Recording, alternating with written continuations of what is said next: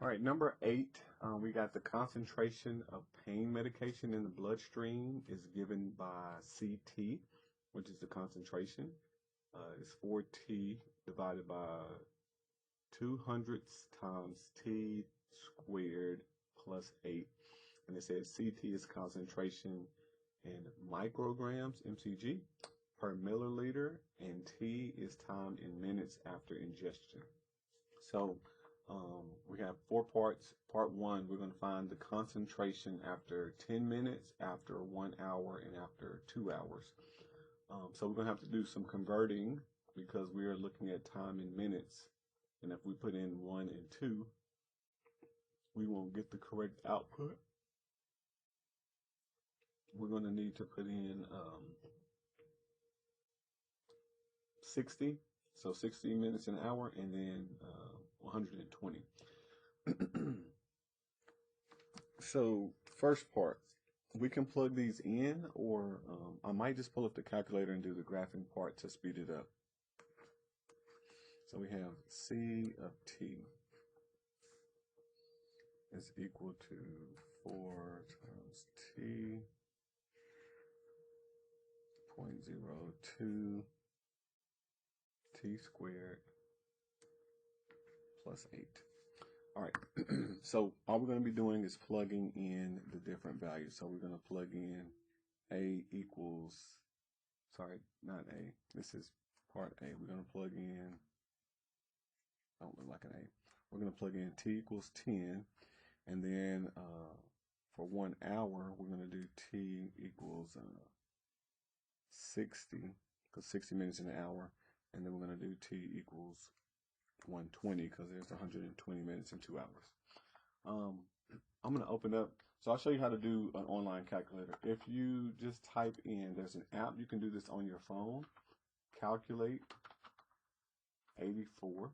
If you have an iPhone, if you have an Android, I think there's an app. And you probably could do the Calculate 84 as well, but there's this one that I knew is called WABBIT. It's like rabbit, but spelled with a WEMU. All of these are free. This is Android.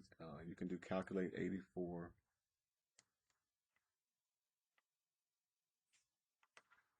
On iPhone, and those will be 2 free calculators. I'm going to do the Calculate 84 for Windows. Free online calculator. And we just say start. And then it gives us a little calculator. All right, so I'm going to make a separate window. And I'm going to try to skinny this up. I'm not taking up too much space. Okay, so in this calculator, I'm going to just type in these ordered pairs. So you can make a fraction bar by doing alpha y equal, and then you have these options, and then just hit enter. The ND means numerator / denominator. It will make a fraction for you. So I'm going to do 4, and then in parentheses, I'm going to do 10, close it. Did I not get my 0? 10, and then close it. And then arrow to the bottom, we're going to do point. Make sure I got it. 0.02, and then we're going to do in parentheses 10 raised to the second, so 10 squared, and then we have a plus 8. Okay, so double check. Biggest mistake is data entry. Double check, make sure you got everything in there correctly. We're going to hit enter, and it gives us 4. So after 10 minutes, we have 4.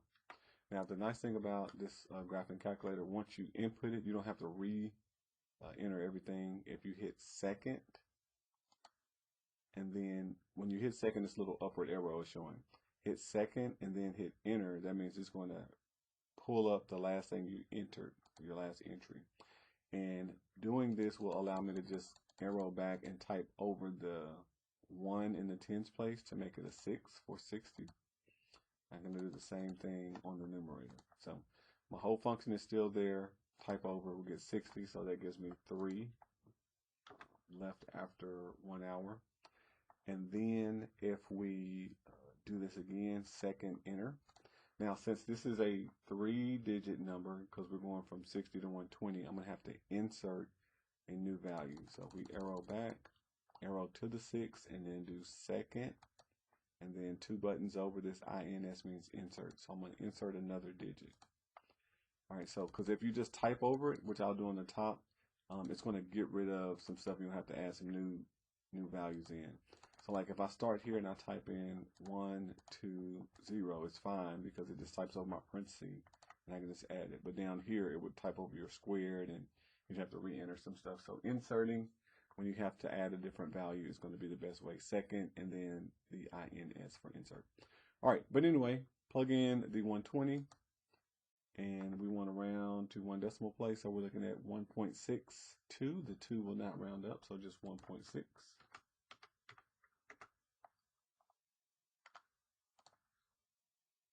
Okay, we got green check.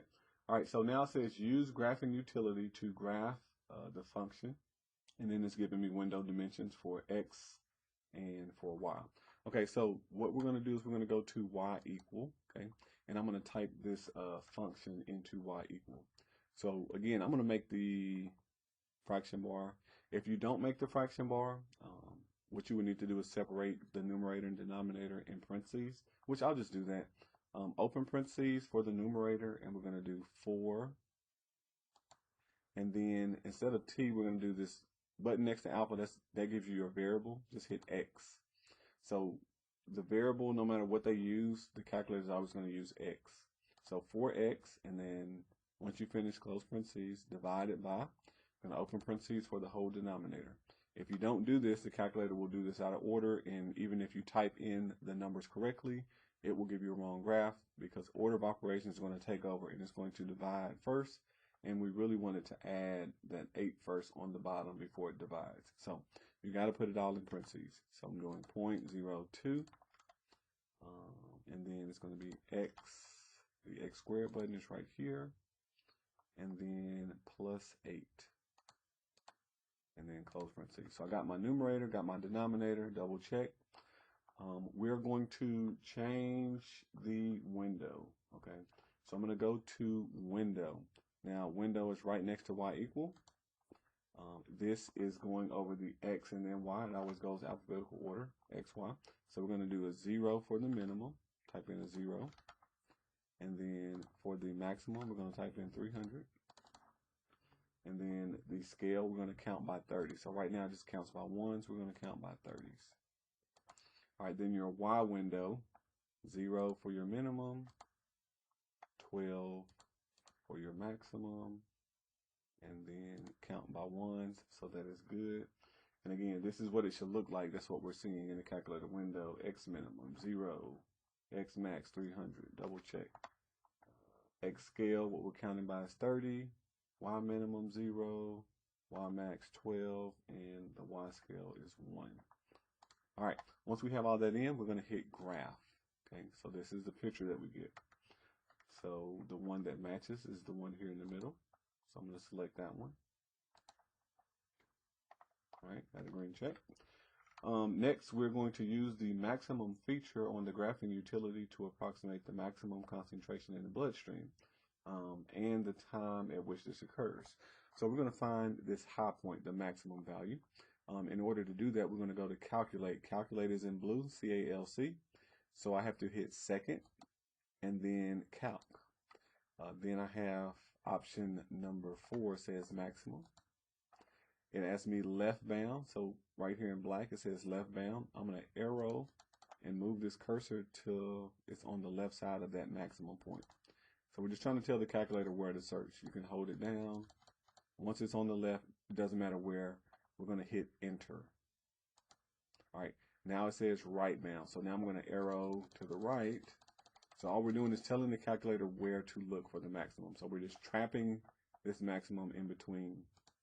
It says, do you want to guess? Well, if you want to, you can kind of arrow the cursor over there and hit enter, but you don't have to. Just hit enter a 3rd time. And then at the very bottom of the screen, it gives you the x value and the y value. So we're going to round the x to about 20, and then the y is 5. So 20 minutes is at a height of 5. Concentration is approximately 20. This occurs after, no, sorry. The Y value is the maximum. So this is 5. This occurs after 20 minutes. X value is the time. That's my variable. So maximum is 5, and that happens after about 20 minutes. Okay, and we got to check. All right, number 4, or part 4, says the drug can be taken every 4 hours. What is the concentration in the bloodstream at that time around the 1 decimal place?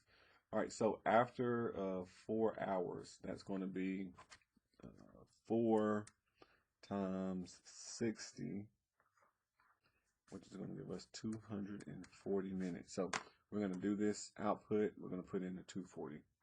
So if I go second and then quit right next to second, that takes me back home. I'm going to do second and enter. It's going to pull up what we had. And I'm going to type over the 120, type 240.